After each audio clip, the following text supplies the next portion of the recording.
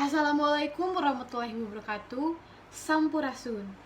Kuring hormat ka Bapak sareng Ibu guru sarta Dewan Pendidik sareng pendidikan, oge seueur hadirin anu hadir nu paling dipika cinta.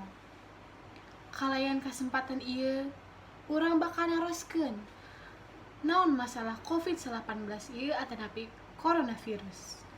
Ku jalan kitu, anjeun terang masalah coronavirus?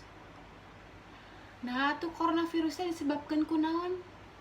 Nah, coronavirus teh nyaeta wabah virus anyar anu munculna ti kota Wuhan di Cina.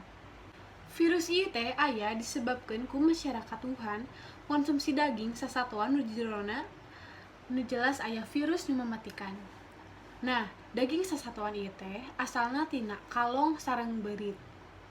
Virus corona ieu teh tiasa nyebar ngaliwatan batuk atanapi bersin. Ku jalan kitu, anjeun terang kumaha pikeun ngajauhkeun coronavirus?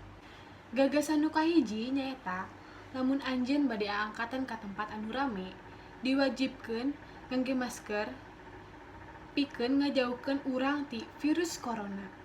Anjeun diwajibkeun ngawasuh panangan sing bersih ameh virus corona teu napel dina sela-sela panangan.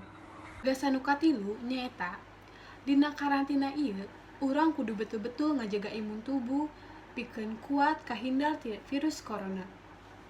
Sakumaha saya kuring nyarioskeun ka anjeun, upami aya kalepatan, nyuhunkeun dihampura. Wabillahi taufiq wal hidayah. Wassalamualaikum warahmatullahi wabarakatuh.